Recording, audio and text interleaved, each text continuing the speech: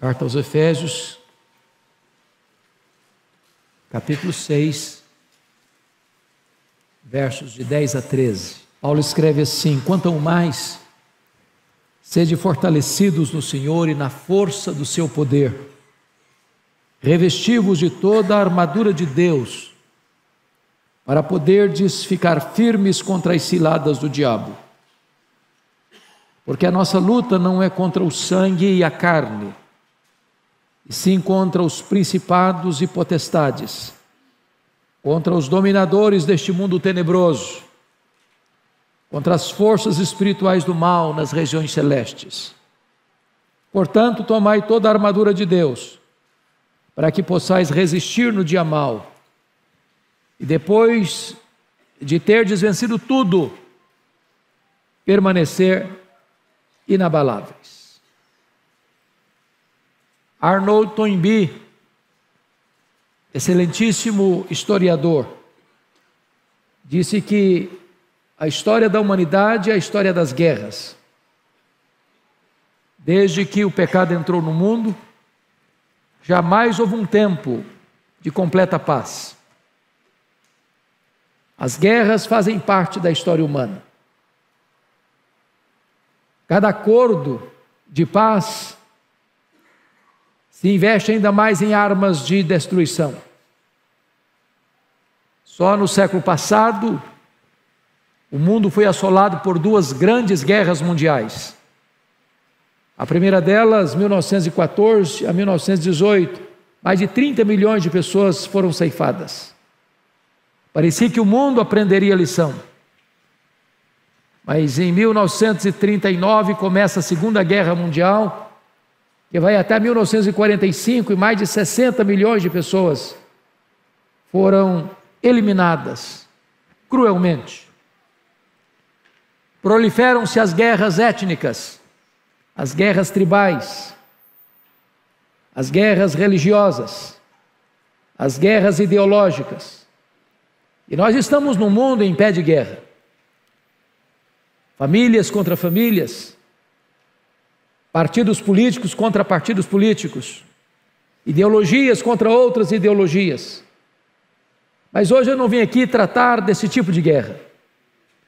Hoje eu quero tratar com você sobre uma guerra mais ampla, mais grave, de consequências mais danosas.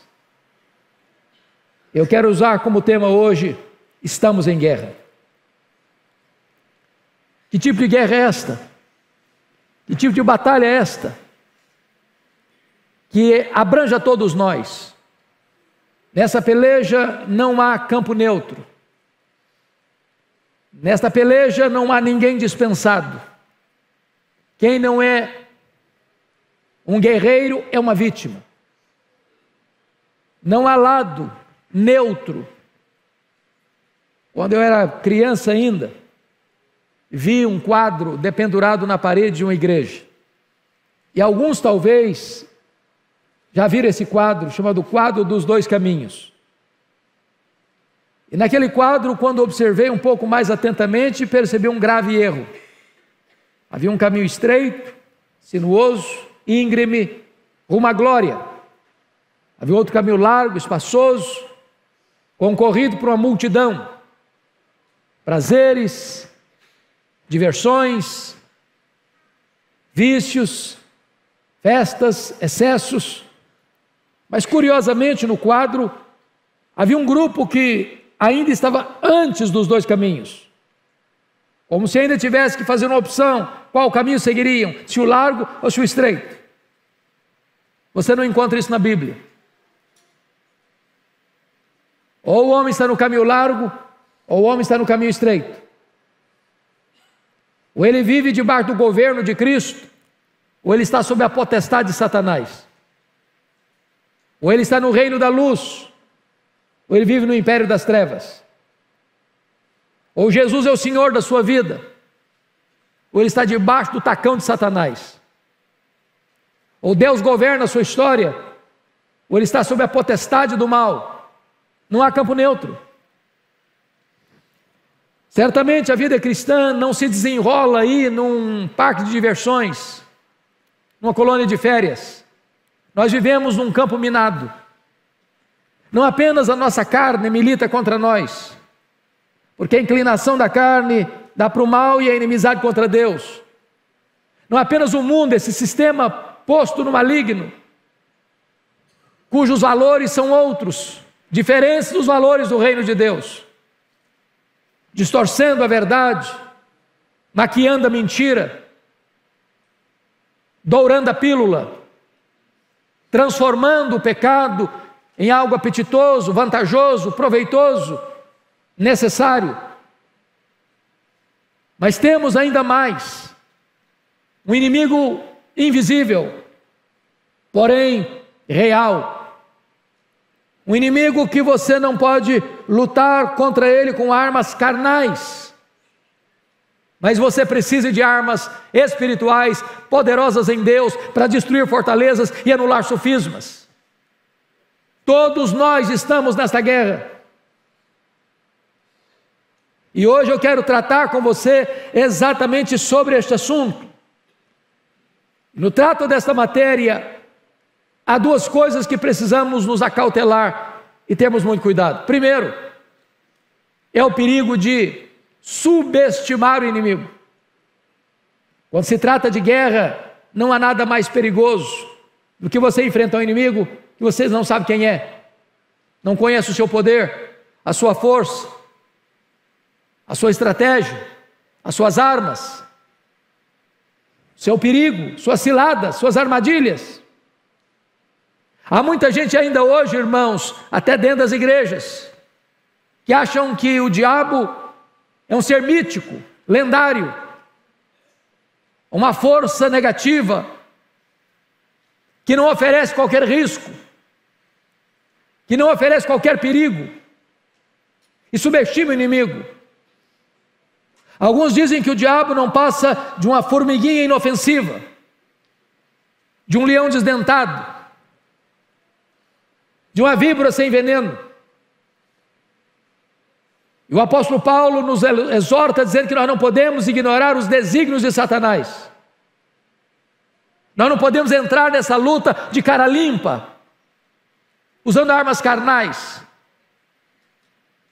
Mas se este é um extremo, e há um outro extremo também muito perigoso. É o perigo de superestimar este inimigo.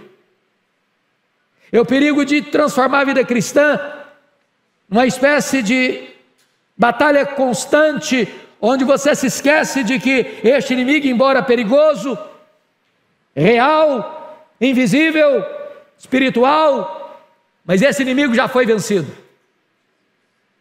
O Senhor Jesus Cristo triunfou sobre ele na cruz, já arrancou a armadura dele, já o expôs ao fracasso, à derrota, à vergonha, ao opróbrio.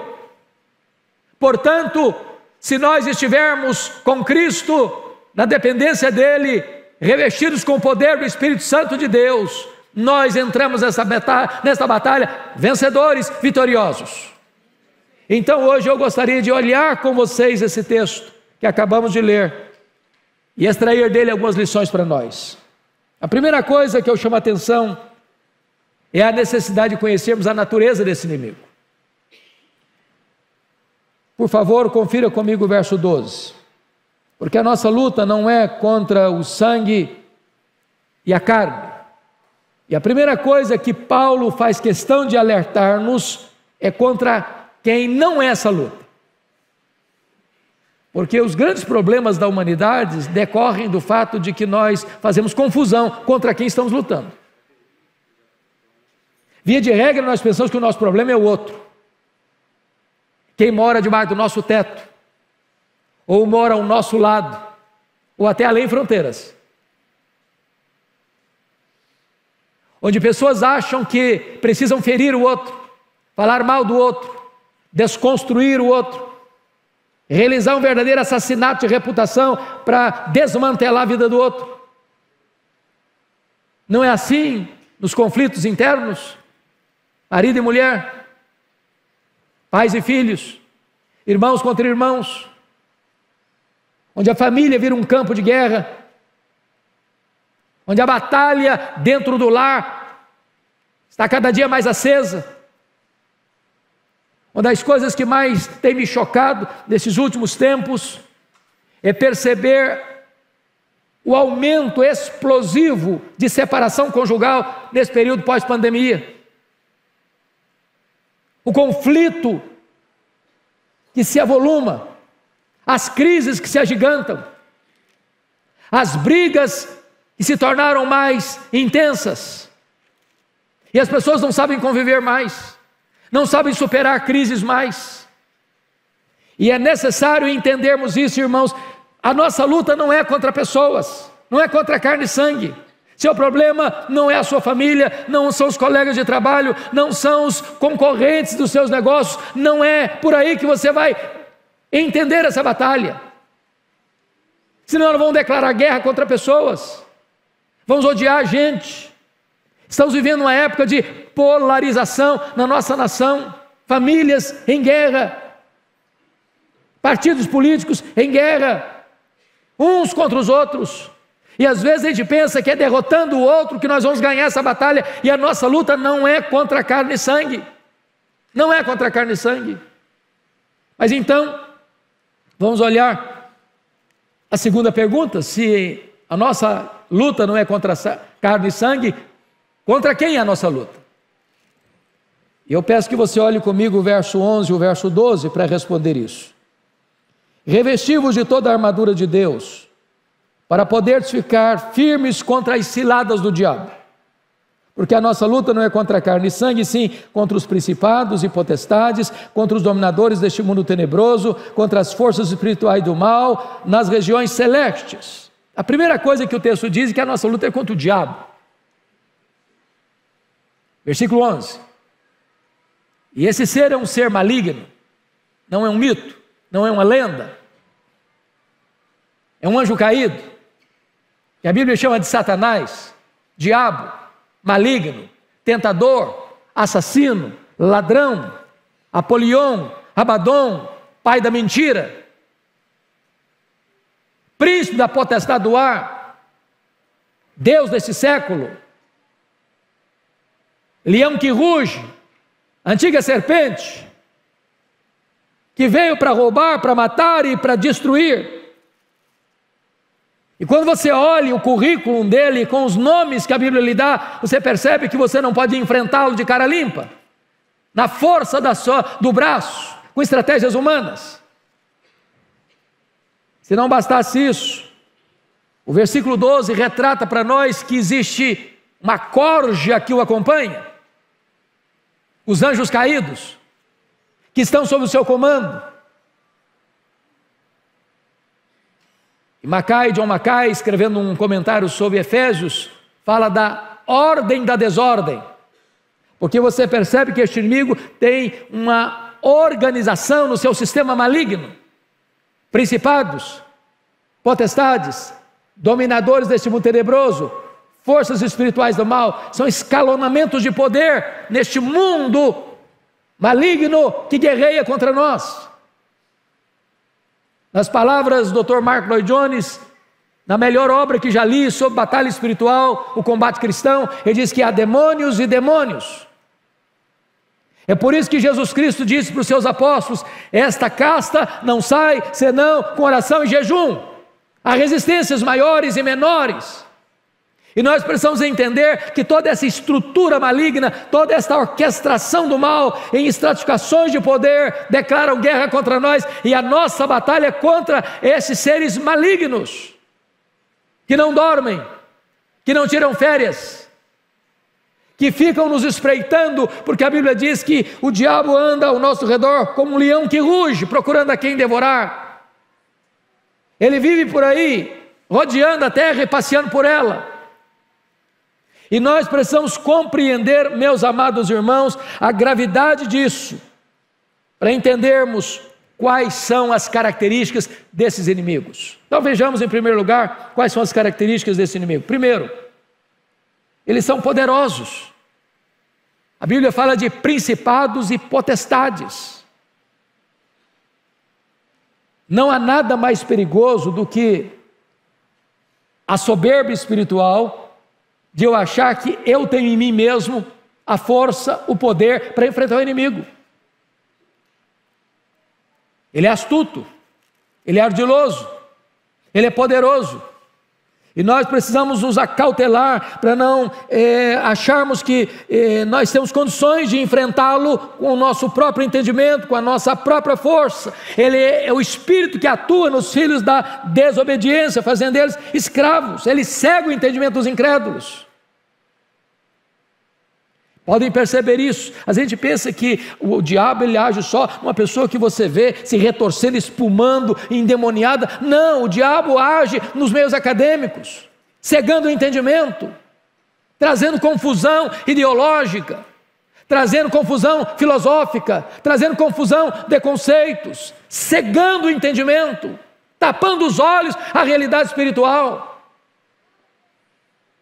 O diabo age como? Na ganância. Como agiu no caso de Ananias e Safira, que foram enganados, porque eles queriam fama, e eles usaram esta questão para alcançar a fama, o dinheiro, como usou com Geazi, ou o orgulho, como usou com Uzias, ou a segurança pessoal na força do seu exército, como está lá em 1 Crônicas 21, com Davi, levando-o a fazer um censo para mostrar a grandeza do seu exército. Precisamos nos acautelar, portanto, mas mais do que isso, esses inimigos são malignos. Veja você no verso 12, são neste mundo tenebroso, forças espirituais do mal. E a nossa luta vai exatamente entrar nessa questão que ele diz aí, contra dominadores deste mundo tenebroso. E a ideia aí é de trevas espessas, lôbregas, dos porões da iniquidade, das profundezas do mal. Quanta coisa imunda, quanta coisa horrível, quanta coisa maligna você vê hoje. E quando você vai cavar lá no profundo, você vai ver a ação do inimigo neste mundo tenebroso. Guerras, assassinatos, arrombamentos, assaltos, aborto, arrombamentos tirando a vida do outro, latrocínio. Tudo isso, irmãos, existe por trás muito mais que uma mente humana. O homem é caído, é verdade. O mundo está posto maligno, é verdade. Mas por trás da carne, por trás do sistema do mundo, existe um agente do mal inspirando tudo isso. Você olha, por exemplo, a questão do cinema hoje, que é uma arte extraordinária. Quando você vê hoje o volume de filmes que tem de ocultismo, de violência extrema, ou de produtos nesta área no mundo infantil, quanto mal, quanta violência, quanta coisa horrível. Não é possível que apenas a mente humana conceba tudo isso. Existe o espírito que está agindo malignamente para mudar a cultura, para mudar tudo, para servir de prato cheio, para que as pessoas deixem a Cristo e sirvam a Satanás nesses aspectos da ação maligna. Mas mais do que isso, esses inimigos são também astutos. Olha comigo o versículo 11, está escrito assim: revestivos de toda a armadura de Deus, para poder ficar firmes contra as ciladas do diabo. A palavra cilada aqui é a palavra metodeia, de onde vem a nossa palavra métodos e estratagemas. Depois de Deus, talvez ninguém nos conheça melhor que Satanás, porque ele vive por aí, rodeando a terra e passeando por ela. Ele está de olho, está antenado. Ele está como um leão rugindo ao nosso redor, procurando alguém para devorar. E ao conhecer-nos, ele sabe o seu ponto forte, supostamente forte. Aquilo que você acha que você é forte, que pode ser o seu ponto mais fraco. Lembram de Pedro? Pedro, quando Jesus diz: olha, Pedro, Satanás requereu você para peneirar você como trigo, mas eu roguei por ti. E Jesus havia dito para eles: olha, nesta noite todos vós os escandalizareis comigo, como está escrito, ferirei o pastor e as ovelhas ficarão dispersas. E Pedro: não, Senhor, a corda não rói do meu lado, eu sou um homem forte, eu tenho confiança em mim mesmo, ele que todos te abandonem, eu jamais, por ti darei minha vida, irei contigo para a prisão e para a morte. E Pedro, nesse momento, ele pensa que ele é forte, ou até pensa que ele é melhor que os outros, e aí estava a fraqueza dele. Por isso a Bíblia diz: aquele que pensa está em pé, veja que não caia, não confie em você, não confie no seu conhecimento, não confie na sua cultura, não confie na sua riqueza, não confie na sua saúde, não confie no seu potencial. Saiba disso, você depende da graça de Deus para ficar de pé.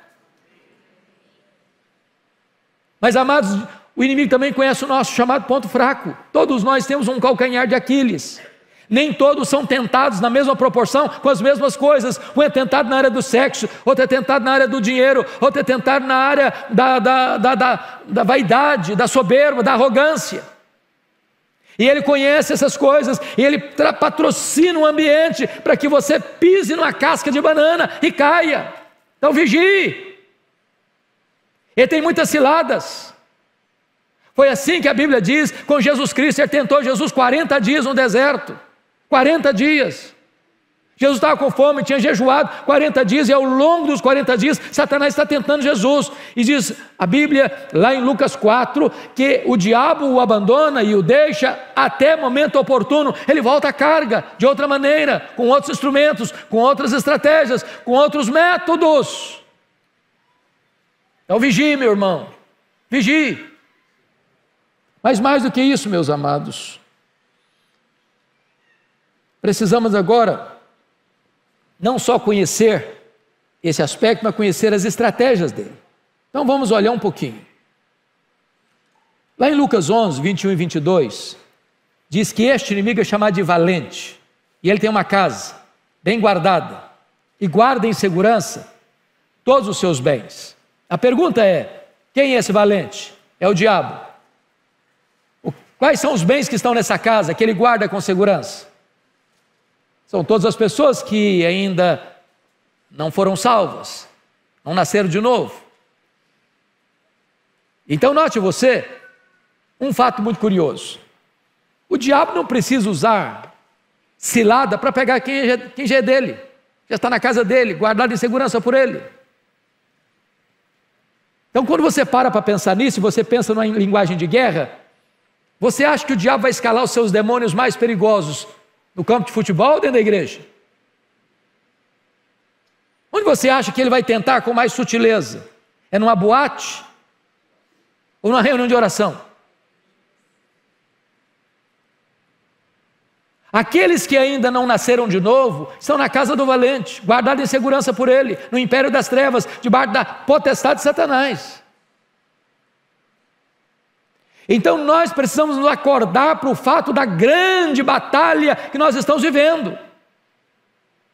Agora notem, o que tipo de cilada ele usa para atingir o povo de Deus? Primeiro, está lá em Mateus 13:19. Ele furta a palavra de Deus semeada no coração. O Senhor Jesus, na parábola do semeador, diz que o semeador saiu a semear. Parte da semente caiu à beira do caminho. Os homens pisaram a semente, e as aves dos céus comeram a semente. E Jesus, interpretando a própria parábola, diz que essa semente, que foi jogada na beira do caminho, que os homens pisaram, que as aves comeram, é quando a palavra é pregada, e o diabo vem e arrebata do coração, e a pessoa não crê. Tem muita gente que acha que o diabo não consegue entrar dentro de um templo evangélico. Pois ele entra sim. Ele entra sim. E quanta gente que vem aqui para a igreja, e a palavra entra no ouvido e sai no outro. E quanta gente que frequenta a igreja um ano inteiro, uma década, e nunca foi tocado, e nunca foi convertido. Vem o diabo e arrebata a palavra. É por isso, irmãos, que culto é um momento de luta espiritual. Nós deveríamos orar mais e depender mais de Deus, porque se Deus não aplicar a palavra, você entra e sai do mesmo jeito, ou até pior. É por isso que nós precisamos pedir para que Deus, por sua graça, tire a venda dos olhos, tire o tampão dos ouvidos e troque o coração de pedra por um coração de carne, para que as pessoas se humilhem debaixo da poderosa mão de Deus ao ouvirem a palavra de Deus. Mas mais do que isso, o diabo faz mais. Diz a Bíblia lá em Gênesis 3, 1 a 5, que ele coloca dúvidas sobre a palavra de Deus. É isso mesmo que Deus disse. Eu hoje de manhã, lá em Cuiabá, estava sentado, cheguei um pouco mais cedo num banquinho, o culto ainda não tinha começado, chega uma irmã e disse para mim com o coração apertado que a sua filha, nesse período de pandemia, deixou a igreja e agora ela não acredita mais na Bíblia. A Bíblia já não faz mais sentido para ela. Foi criada no Evangelho, criada na igreja, aluna de escola dominical. Quantas pessoas que hoje ainda estão ouvindo o sibilo da serpente, que Eva ouviu, é assim mesmo que Deus disse? Será que esse livro merece confiança? Será que a Bíblia é a palavra de Deus? Será que esse livro é inerrante? Será que esse livro é infalível? Será que esse livro é suficiente? Será que eu ainda posso continuar crendo na Bíblia?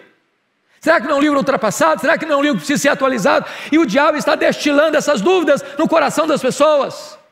Nós precisamos nos acautelar, meus irmãos, porque todo desvio da Bíblia é insinuação de Satanás. Ele quer levar você para longe da Bíblia. Ele quer levar você a colocar em dúvida esta eterna e preciosa palavra de Deus. Mas mais do que isso, olha comigo a Escritura. Em terceiro lugar, ele vai gerar insatisfação.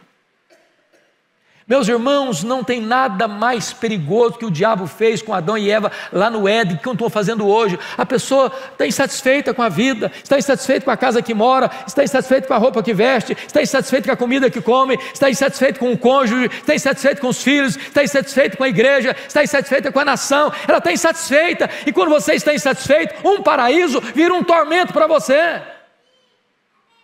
O jardim do Éden vira um lugar terrivelmente estreito para você. Quando você está insatisfeito, a casa do Pai é um lugar de opressão e não um lugar de mesas fartas para você. Você começa a flertar com o mundo, flertar com o pecado, flertar com as aventuras, flertar com as loucuras, achando que lá está a vida. Ação do maligno. Mas mais, em quarto lugar, diz a Bíblia que o inimigo semeia o joio no meio do trigo. E quando Jesus vai interpretar, diz que os joios são os filhos do maligno. Preste atenção nisso. O diabo tem seus filhos, o diabo tem seus agentes, e às vezes, jeitosamente, ele consegue introduzir dentro da igreja os seus elementos. Parece crente, mas não é. Tem cacuete crente, mas não é. Fala igual crente, mas não é crente. Sabe qual é a diferença do joio? Eu estava agora lá em Israel, e uma pessoa, nós passando pela estrada, paramos o ônibus, tinha uma plantação e tinha joio, e ele pegou igualzinho o trigo, e ele moeu na mão, virou farelo, não tinha nada, era só farelo, era só palha, parece trigo, mas não é trigo. Na hora que a coisa aperta, na hora de tirar o extrato da vida, não tem vida. E o inimigo lança essas pessoas dentro da igreja, para causar cisânia, para causar divisão, para causar escândalo, para trazer confusão no meio do povo de Deus. Acautelemo-nos. Mas mais do que isso, o diabo ele não entra na igreja, pois eu quero lhe dizer que ele sobe ao púlpito. Sobe ao púlpito. Lá em Zacarias capítulo 3 diz que o sumo sacerdote Josué estava ministrando e Satanás está do lado direito dele para se lhe opor. Quando um pregador se levanta para desviar o povo da palavra, para torcer a palavra de Deus, para pregar uma outra coisa, o diabo está lá, para desacreditar. Ou quando o pregador não está levando Deus a sério, o diabo está lá, do lado direito dele, para se lhe opor. Mas mais do que isso, irmãos, mais do que isso, a Bíblia fala que o diabo às vezes tem ingerência na mente de um crente. Vocês se lembram de Pedro? Lá em Mateus 16, depois de afirmar que Jesus era o Cristo, Filho do Deus vivo, Jesus falou para eles que ele tinha que subir para Jerusalém, ser entregue nas mãos dos principais sacerdotes, para ser crucificado, para ressuscitar ao terceiro dia. E diz a Bíblia que Pedro chama Jesus à parte e passa a repreender a Jesus. Não, tem misericórdia de ti mesmo, tem compaixão de ti mesmo, isso não pode acontecer. E Jesus arreda Satanás. És para mim causa de tropeço. Jesus não está chamando Pedro de Satanás, não. Jesus não está dizendo que Pedro está endemoniado, não. O que Jesus está dizendo é que Satanás estava tentando introduzir na mente de Pedro ideias que não eram dele, para afastar Jesus da cruz. Mas mais do que isso, meus irmãos, o diabo pode pegar uma pessoa que está guardando mágoa no coração, Sabe o que a Bíblia diz? Não se deixe pôr o sol sobre a vossa ira, nem deis lugar ao diabo. O que o texto está dizendo? O texto está dizendo que quando um crente guarda mágoa no coração, fica com raiva de alguém, remoendo isso, ruminando isso, magoada, sem falar com a pessoa, sem perdoar a pessoa, ele está abrindo um flanco na vida dele para o diabo entrar. Irai-vos e não pequeis. Não se deixe pôr o sol sobre a vossa ira, nem deis lugar ao diabo.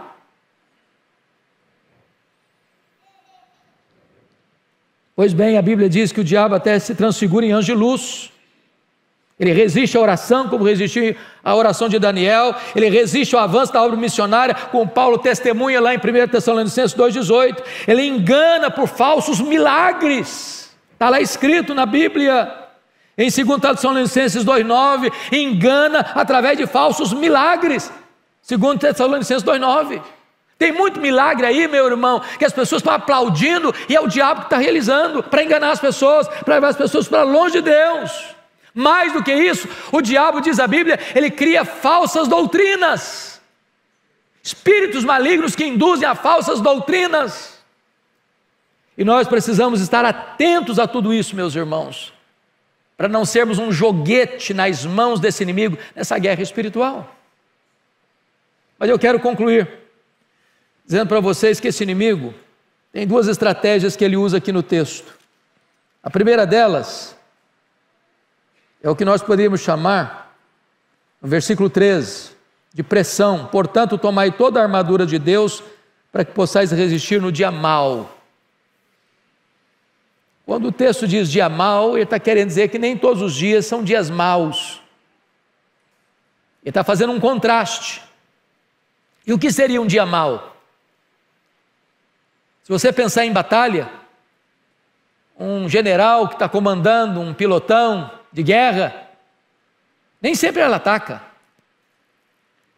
Há momento que recuar é estratégico, que refazer a estratégia é necessário, que não dar informação de tudo que se vai acontecer na guerra é fundamental para ganhar.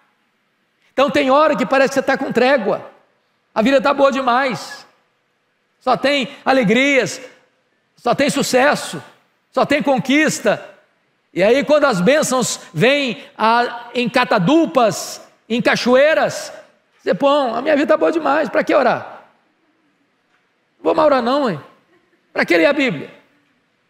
Estou ganhando muito dinheiro, tem saúde na minha casa, estou indo de vento em popa. E a pessoa começa a esquecer de Deus. E de repente, vem um ataque frontal, inesperado, repentino, e a sua vida parece que entra num turbilhão de angústia e de dor. É o dia mau. Quando o inimigo, que age de maneira tão sutil e invisível, dá uma ordem lá, chumbo grosso no fulano, parece que você já acorda atordoado. Nesse dia o carro bate, nesse dia você briga com a esposa, até você chuta o cachorro. A sua vida parece que está de ponta cabeça. É o dia mau. E se você não tiver discernimento, você vai brigar com a sua mulher, você vai brigar com o seu marido, você vai brigar com seus filhos, você vai brigar com o seu vizinho, você vai brigar com o seu irmão na igreja, você vai achar tudo ruim. Dia mau, é pressão. Mas notem comigo ainda outra estratégia no verso 13. Por favor, confira aí. Portanto, tomai toda a armadura de Deus, para que possais resistir no dia mau, e depois de teres vencido tudo, aí tire férias. É isso daí? Não. Permanecer inabaláveis. Me permita dizer isso, irmãos, não tem hora mais perigosa para você e para mim do que depois de uma grande vitória. A tendência é arriar as armas, afrouxar o cinto e descansar. Depois de uma luta vencida, fique firme, porque outras virão. Outras virão. Perseverança. Mas eu quero concluir mostrando para você, à luz do texto, quais são as armas que nós precisamos usar para vencer essa luta. Em primeiro lugar, no versículo 10 está escrito algo sublime: quanto ao mais sede fortalecidos no Senhor e na força do seu poder. Você e eu precisamos do poder de Deus, do poder que vem do trono de Deus, do braço do Onipotente. Você e eu precisamos ficar bem guardados debaixo das asas do Deus Todo-Poderoso. Eu li certa feita uma ilustração tão simples, mas tão eficaz. Na sala de escola dominical, uma criança foi perguntada: o que é que você vai fazer se o diabo bater a porta da sua casa? Você vai abrir? A menina respondeu: se eu for à porta e eu ver que é o diabo que está lá, vou abrir não, vou chamar Jesus para atendê-lo.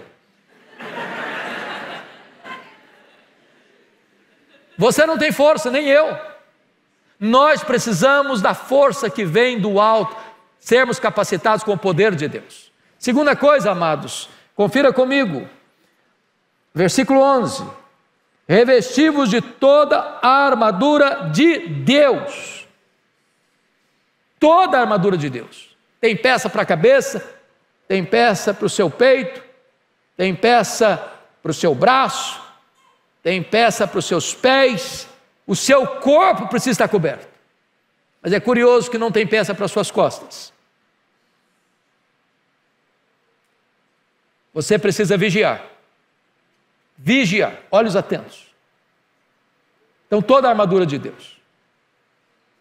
Não entre nessa guerra de cara limpa, não. Nós não podemos ignorar o inimigo. Nós precisamos tomar toda a armadura de Deus. E preste atenção nisso. O inimigo já não tem mais armadura. A palavra armadura, panóplia no grego, diz que o mais valente do que o valente chega lá na casa dele, tira a armadura dele, prende-o e lhe divide os despojos. Em outras palavras, Jesus já entrou na casa do valente, Jesus já tirou a armadura do valente, Jesus já amarrou o valente, e Jesus tirou você e a mim da casa do valente, e hoje nós somos livres. Hoje nós somos tirados do império das trevas para o reino da luz. Hoje nós pertencemos ao reino de Cristo. Hoje nós somos filhos de Deus. Hoje nós estamos libertos e hoje nós estamos cobertos pelo sangue do Cordeiro. Louvado seja Deus! E o inimigo não tem armadura, mas você e eu podemos ser tomados e revestidos de toda a armadura de Deus. Que o Senhor então nos ajude e nos fortaleça. Me permita ilustrar isso. Quando eu estive visitando com um grupo de irmãos aqui do Brasil, a missão Quacis-Abantu, onde aconteceu um grande avivamento na África do Sul. Aquele avivamento começa com uma história muito curiosa, com o pastor Earl Stigin. Ele pregava lá já há 12 anos, ele armava uma tenda e pregava para os Zulus, uma tribo animista, feiticeira, extremamente brava. Para você ter uma ideia, quando dois Zulus entravam em conflito, em guerra pessoal, em briga pessoal, um tinha que matar o outro. E ao matar o outro, tinha que abrir o ventre, pegar o fígado e chupar o sangue, para dizer que ele era homem, bravo, guerreiro. Resultados pífios, 12 anos. Até o dia que o pastor Erlo estava pregando e entra uma mulher, se assenta no último banco. E terminado o culto, o pastor vai conversar com ela, e ela pergunta assim: pastor, o senhor pregou hoje que o seu Deus tem todo o poder, é isso mesmo? É isso mesmo que eu preguei. Falei: então eu preciso do seu Deus, porque tem uma filha endemoniada lá em casa, amarrada num tronco, com correntes, com um bicho. Então vai lá na minha casa para minha filha ser liberta. O pastor Erlo disse que naquele dia ele sentiu um calafrio na espinha. Disse: meu Deus, se não funcionar, o que é que eu vou fazer? Quando ele chegou, o quadro era muito pior. A moça estava igual uma fera selvagem, ensanguentada, furiosa. Ele tentou expulsar os demônios daquela moça, não conseguiu. Ele chamou os missionários da região, não conseguiram. Amarraram a moça, levaram-na para uma fazenda. Ela quebrou tudo por lá e tiveram que devolvê-la no estado pior. E o pastor Erlo tomou a decisão: eu vou embora daqui. Eu não tenho mais autoridade para pregar aqui. Estou desacreditado aqui. Quando ele estava arrumando as malas para ir embora, Deus falou ao coração dele: você não tem que ir embora, você tem que buscar poder. Ele parou tudo que estava fazendo, chamou os missionários, eles começaram a buscar a Deus, a acertar a vida com Deus, e Deus foi trazendo sobre eles convicção de pecado, meses e meses de choro, de lágrimas, de arrependimento. Os últimos 3 meses, eles se reuniram 3 vezes por dia, e eles só conseguiam chorar. Ao final desse tempo, numa manhã, o Espírito Santo foi derramado sobre eles. A primeira coisa que fizeram foi na casa daquela mulher, e na autoridade do nome de Jesus, libertar aquela moça. A segunda coisa é que os feiticeiros iam chorando, correndo de todos os cantos, de todos os lados, para confessar os seus pecados e acertar a vida com Deus. Quando os missionários acordavam, tinha 5, 10, 15, 20 pessoas na porta de cada um, com pressa para acertar a vida com Deus. E eu vi com os meus olhos ali coisas extraordinárias acontecendo. Primeiro, um templo construído para 15 mil pessoas numa fazenda. E multidões vindo de todos os cantos do mundo para ver o que Deus estava fazendo ali. Cegos viram, coxos andaram, mortos ressuscitaram. Multidões se converteram. O Deus de Erle Stigen é o Deus dessa igreja. O Deus que fez é o Deus que faz, é o Deus que fará. O nosso glorioso Redentor já venceu na cruz. E se nós estamos nele, nós somos mais do que vencedores. Nós não temos que ter medo do diabo. A Bíblia diz que nós devemos nos submeter a Deus e resistir ao diabo, e ele fugirá de nós.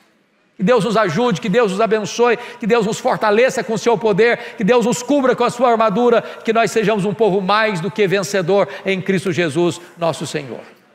Vamos orar, queridos, o pastor Arival vai orar por nós. Vamos ficar de pé, irmãos. Senhor Deus, nós te louvamos pela palavra pregada neste momento. Que Satanás não tire, não roube essa palavra da minha mente, do meu coração. Que essa palavra possa frutificar aqui nesta noite, trazendo quebrantamento, trazendo a Deus arrependimento, trazendo a Deus convencimento de pecado. Destrói, ó Deus, toda a nossa soberba espiritual, nosso espírito de independência do Senhor. Coloca-nos, ó Deus, na posição correta. Pai querido, nós precisamos de Ti, nós precisamos ser fortalecidos pelo Teu poder, nós precisamos usar a armadura de Deus, nós precisamos do poder do Espírito Santo. Tem misericórdia, Senhor, daqueles que estão sendo ou estão enfrentando dias maus na sua vida. Guarda os nossos pés, guarda os nossos olhos, guarda os nossos ouvidos. Guarda-nos, ó Deus, do maligno, Senhor. Esconde-nos, esconde-nos à sombra do Onipotente. Venha trazer restauração espiritual nessa noite, cura, libertação. Nós precisamos de Ti, nós dependemos de Ti, Senhor. É a nossa oração em nome de Jesus. Amém.